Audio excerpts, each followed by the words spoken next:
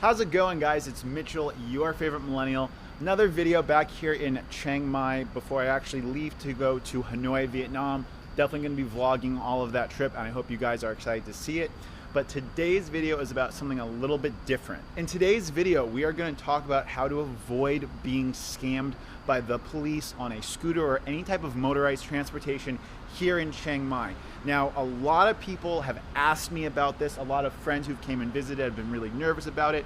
And I wanted to go ahead and make as comprehensive as a guide as possible about how you can avoid being scammed by the police. So the first and most important thing is to have an idea of where the checkpoints around Chiang Mai are. Now, I'm gonna go ahead and put up a map.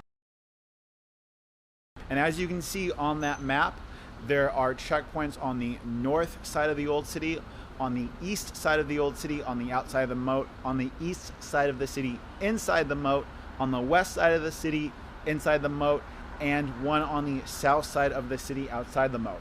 Along with these checkpoints immediately around the old city, there's going to be a checkpoint leading west along Hoi Khao Road, immediately outside of the old city, and there's going to be another checkpoint on Hoi Khao Road right across the street from Maya Mall. Now, the important thing to know about these different checkpoints around Chiang Mai is that they do oftentimes move a little bit, and they're not always going to be in those locations. The areas I have put on the map are the areas that I most commonly see police checkpoints set up at. A couple things to remember is that the police are going to set up these checkpoints on roads that are wide enough that they can divert traffic away, and so that they can have a place to do that safely. So if it's a really narrow street in the old city or along the moat, you're probably not going to see police in that specific area. Little kids running around, love it. Now, with that being said, while there are these checkpoints that I have laid out for you, I have seen and have experienced other checkpoints that the police have set up on roads that are highly frequented by tourists going towards popular destinations. So if you are going towards a popular tourist destination, just beware that there is more likely than not going to be the possibility of a police checkpoint in that area. Now that we've covered some of the general areas that you can look to see police checkpoints in Chiang Mai, this is how you can prepare for them. The first and most important way to prepare for a police checkpoint is actually to rent a scooter from somewhere that will offer you a full face helmet.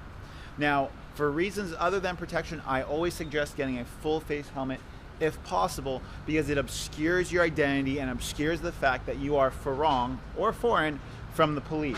Along with a full face helmet, I would suggest having a buff or some type of bandana that's going to go ahead and cover your face, obscuring your identity from the police even more so. This is really important because as you're going by on a scooter, the police are going to be trying to see who is foreign and who isn't foreign, and diverting that traffic into the checkpoint so they can stop and check your driver's license. Having some kind of face covering and long sleeves just makes it harder and more obscure for the police to tell that you're foreign. The penalties for driving in Thailand without a driver's license or a helmet are 400 baht for each offense.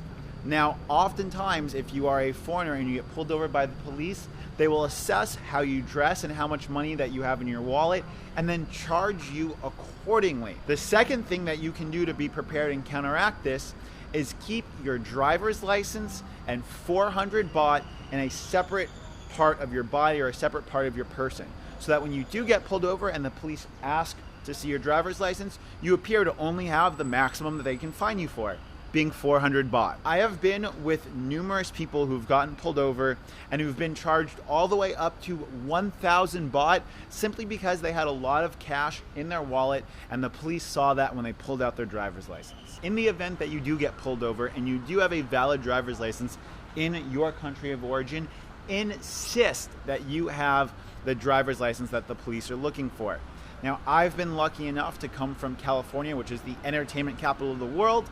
Lots of movies and videos and entertainment takes place there, and so California is a very well-known place in Thailand. So that when the police pull me over and I show them my California driver's license that says California across the top, I just look at them and go, California, Los Angeles, San Francisco, Hollywood, California, driver's license, Los Angeles. I just keep repeating that until they accept the fact that I'm from California and I have a valid driver's license. Now, I have actually been with people from other states that are not so popular who have had the same thing happen to them, and they pull out their driver's license, and unfortunately, saying that you're from Iowa and insisting that you have a valid Iowa driver's license doesn't have the same weight that saying that you're from California does. They're both equally valid, but just being that I'm from California and California is a well-known state within the US, the police have always accepted my driver's license. In the event that you do get pulled over because you don't have a full face helmet, you can't convince the police that you have a valid driver's license, and you are going to get fined. Insist on asking for a written ticket. Now, here is why. In Thailand, if you have a written ticket for driving without a driver's license, it will be a 400 baht fine. So in the event that you do get pulled over because you're not wearing a full face helmet, you can't convince the police that you have a valid driver's license, and it's inevitable that you are going to get a fine. Always insist on having a written copy of that fine. Having that written copy will actually make you exempt from getting more fines for the next 3 days.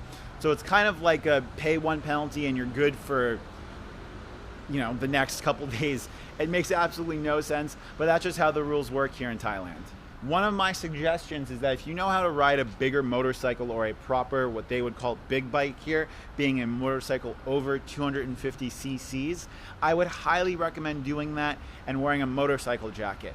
The combination of a motorcycle jacket and a full face helmet on a big bike has led to me breezing through every single police checkpoint that I've been to, and actually striking up conversations with the police about the fact that I'm wearing a nice motorcycle jacket and that I'm taking the proper safety precautions. At the end of the day, the police here really are just trying to make a few extra bucks, and on top of that, the majority of people, including Thais, do not wear the proper safety attire when riding motorcycles. The police seeing that you've at least made that effort to protect yourself on the road goes a really, really long way in ensuring a fine-free experience in Chiang Mai. I hope that this video has helped you guys, and if it has, go ahead, give the video a thumbs up, hit the subscribe button, and make sure to share this video with other people who you know that are going to be coming to Chiang Mai.